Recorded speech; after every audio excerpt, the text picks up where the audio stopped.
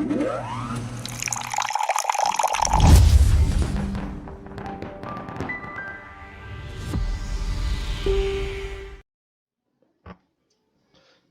atsika hijery hoe inona ary ny avantage azo avy amin'ny effet joule sy hoe inona koa mety hoe inconvénient zany aterak'ilay effet joule. Ny avantagentsika voalohany zany izao amin'ilay effet joule dia hoe ahafahantsika zany mi-créer hafanana avy amin'ny énergie électrique. Ohatra hoe rehefa alefantsika ny chauffage électrique anankiray dia misy hafanana aterak'ilay izy. Izany hoe hita eo zany hoe inona ny avantagen'ilay effet joule hoe ahafahana mahazo hafanana.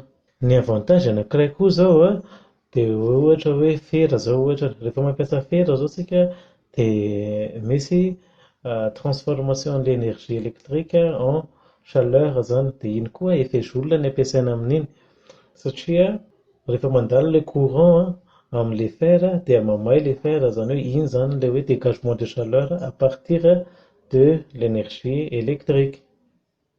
Na izany arany dia misy an'ny inconvénient zany na hoe zava-voka-dratsy aterak'ilay effet joule, ohatra hoe iray amin'izany izao ny ampoule izay ampiasaintsika ao an-trano izao ohatra dia ny ilaintsika amin'izany izao hazavana ihany nefany miteraka hafanana koa ilay izy. Izay hafanana izay nefa tsy ilaintsika fa ilay hazavana no ilaintsika, dia izay nefa lasa surconsommation amin'ilay ampoule zany, dia tenenana hoe lasa misy inconvénient ilay effet joule. Etsakilany exemple iray manaraka koa ohatra ny hoe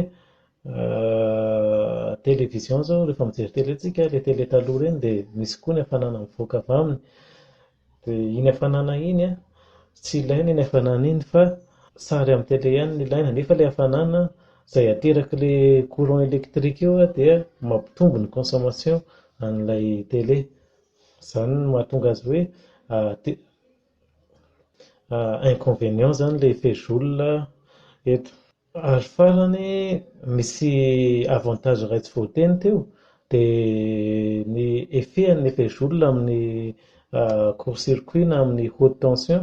Raha ohatra ka ohatra hoe ambony be ny tension amina circuit électrique anankiray dia afaka mametraka sécurité tsika hoe tapaka ilay circuit, ilay courant rehefa mihoatra an'izao ilay izy. Izay zavatra izay dia amin'ny alalan'ny effet joule no ahafahana manao an'izay satria rehefa azo lazaina ohatra izao hoe misy résistance mipetraka eo ka rehefa maximum zany ny courant mandalo amin'ilay izy dia lasa io résistance io ohatra hoe lasa mirehatra ilay composantin'ilay izy dia miteraka fahatapahana circuit.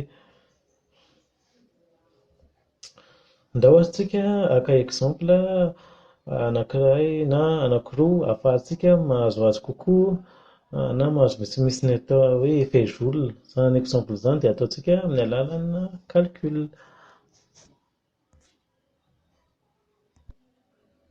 Ny exemple antsika voalohany dia hoe un fer repassé électrique porte l'indication suivante hoe puissance est égale à pile 300 watts et tension est égale à 220 volts. Ny fanontaniana voalohany dia hoe calculer l'intensité électrique calculer l'intensité électrique qui parcourt le fer repassé.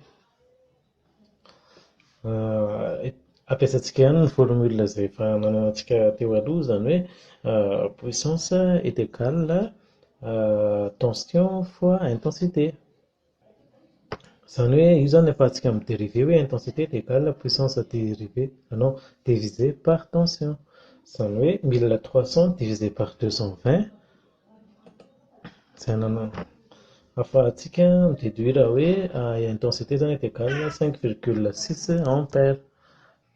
Exemple manaraka, calculer l'énergie électrique consommée par le fer à repasser pendant 5 minutes. Izany hoe firy zany énergie électrique consommée ao anatin'ny 10 minitra. Ny formule ampiasaintsika dia formule izay fahitantsika teo aloha ihany hoe énergie est égale à puissance fois temps. Ny puissance efa nanantsika hoe 1300 watts,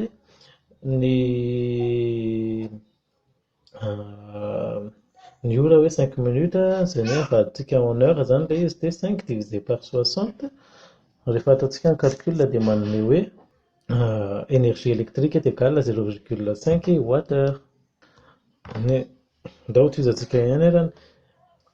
L'exemple antsika manaraka indray dia hoe on applique une tension de 24 volts entre les bornes d'un fer à soudure de résistance 9,6 ohms. Fantaniana dia hoe quelle est la puissance dissipée par effet Joule.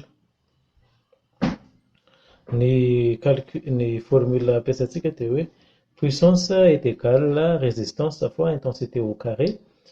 Nefa efa mahafantatsika fa hoe ny tension est égale à résistance fois intensité, izany hoe puissance zany est égale à tension au carré divisé par résistance. Rehefa ataontsika ny calcul dia manome hoe puissance zany est égale à 60 watts. Ary farany, question farany hoe calculer l'intensité thermique dissipée pendant 8 minutes. Calculer l'énergie thermique dissipée pendant 1 minute.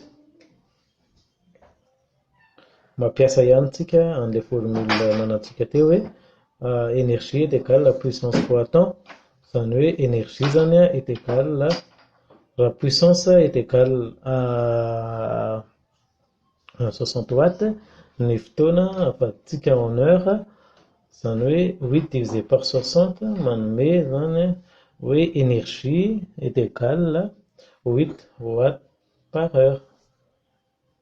Eny ary, mankasitraka indrindra ny haino sy nijery ity vidéo ity ary manasa anao hanaraka ny vidéo manaraka indray. Mandram-pena tompoko.